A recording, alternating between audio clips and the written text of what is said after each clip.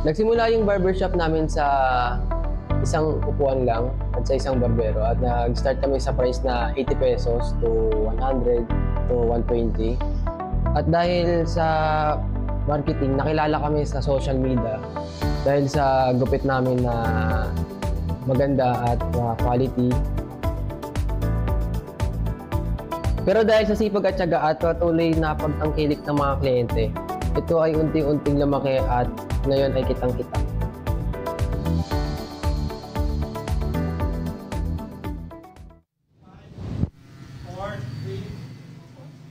Mga kabarangay, ito nakikita nating paggugupit dito. Ito ang nakita nating faded. Ito yung faded. Kuya Danny, ito faded ang gupit ito.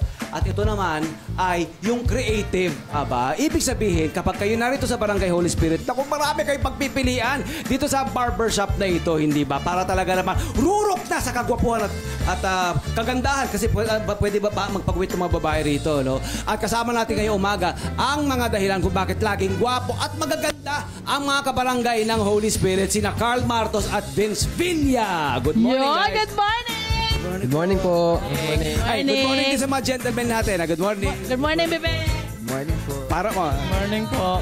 Oh, ang gaganda, mga presyo.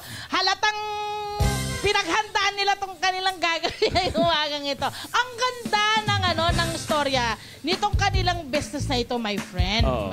Ang kapatid ni Carl, na si JC, yung nagsimula talaga ng business. Pwede mo At nasaan yung kuya mo? Kuya mo ba siya o Ngayon po, yung kuya ko po ay nasa ibang bansa ngayon. So, kuya? New Zealand po. New Zealand? Sabi mo sama mo ng New Zealand. Gaano katagal na siya doon? Ngayon bago pa lang po, pero dati nakapag-abroad naman na po siya. Ngayon, So, paano niya to inumpisahan? nag-umpisa lang po to sa maliit lang dati. Pero hindi pa po ganito itsura nun. Ngayon, nag-renovate rin. Balita ko, yung upo-upuan lang, ano? Opo. Oo. Usual nating nakikita na Oo. Oo. red and Opo, opo. ganyan, red and blue. Opo. Ayan. Ito, oh yes, tapos?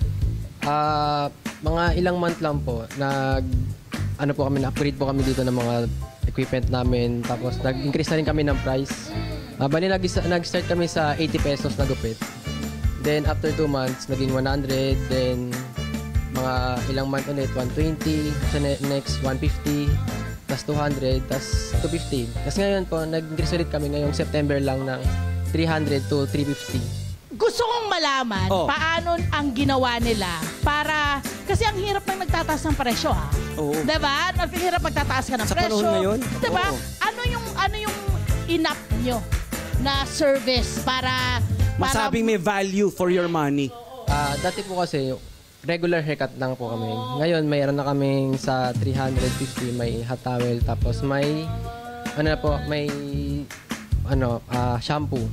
kumbaga, my friend, may special na service na talaga namang mararamdaman mong marerelax ka talaga ng husto. O makakampante ka. At saka alam mo, magandang outcome. Kasi talagang mahuhusay yung mga nagugupit yung mga barbero. Tingnan naman to. Tingnan mo, creative. Pag sinabi mo, bro, na creative. Mamaya muna itong faded friend natin. Itong creative, the sky's the limit ba ang pagiging creative sa buhok? Or meron ba kayong parameters?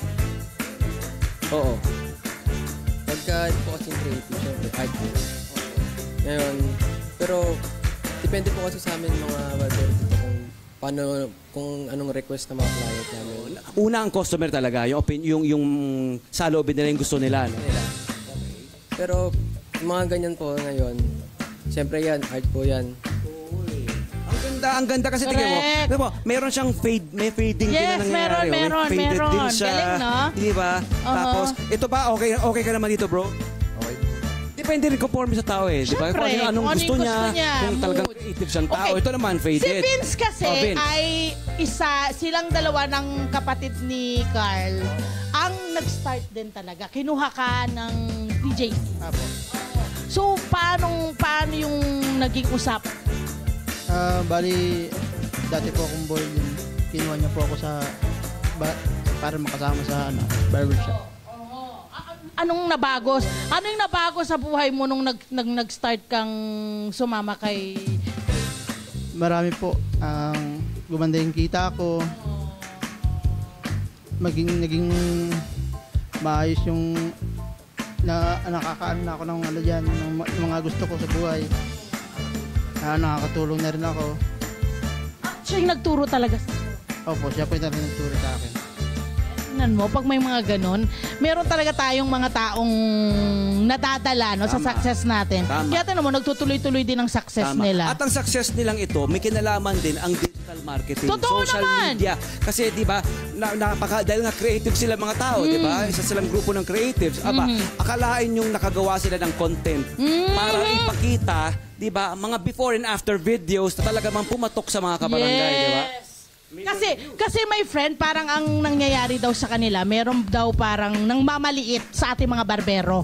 Gusto lang namin sabihin sa inyo na dapat wag niyong gagawin yun. Oo, naman. Huwag tayong manghihila ng mga kabarangay natin kasi ang akala nyo na mga barbero lang ay hindi po. Hindi dapat nila lang. Napakahusay dahil magkano nga ba kinikita nyo ballpark kada buwan? Kami, may git ano po, sa barbero mo. Pumapalo rin ng 30. Oh! Diba? Excuse me, diba? Barbero, diba? Iba pa yun. Barbero pa lang yun, my friend. Dahil Tama. ang kagandahan ng business na ito, ang ginagawa ng may-ari, parang 60-40, ganun ba ang komisyon? Opo. Bakit ginawa ni JC na ganun? Siyempre po, yung shop, sa kanya lahat ng gagaling yung expenses. Ngayon, para maging patas lang, sa amin yung 40%. Actually, hindi nga, ano yun eh, talagang parang mukhang tumutulong ng gusto si JC. Tama. Sa 60-40, Tama. as in, napakapalad ng mga barbero. Kasi sa iba, hindi po masyadong okay yung hatian. Kuwari, sa 60-40, may 70-30. Last few questions na lang. Itong ating mga kaibigan dito, mga katrabaho rito, paano mo sila na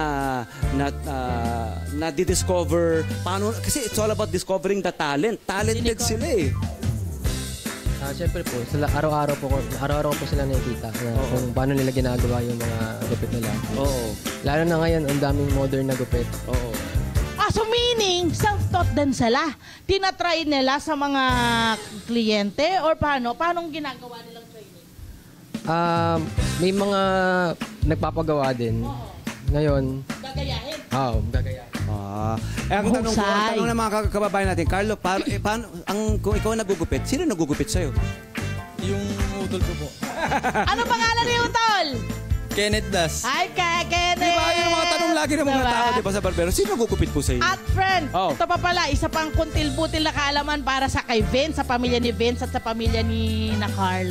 Sila ay pamilya ng mga barbero talaga. Talaga, na it runs in the family. Yeah. Marangal na trabaho, marangal na negosyo. Patas! Patas. Hindi nangungontrata at hindi nang ghost ng mga project. Tapos na ba ito? Tapos na ba yan? Okay na siya. Tapos na yan. Ganda. How do you feel, bro? Ano pakiramdam? Ano pakiramdam? I feel confident po. Ay, I feel confident. Ikaw, ba't ka natatawa? madami na naman may in love sa inyo niyan. Ikaw, you feel confident, bro? Opo. Matagal na ba kayo nagpapagupit dito? Matagal na. So iba't Alright. ibang gupit na yung mga naranasan ng mga ito dito. Mayroon na talaga yung mga suki talaga no, na bumabalik-balik. Naku, maraming salamat, Vince! Vince, a.k.a. si ano to?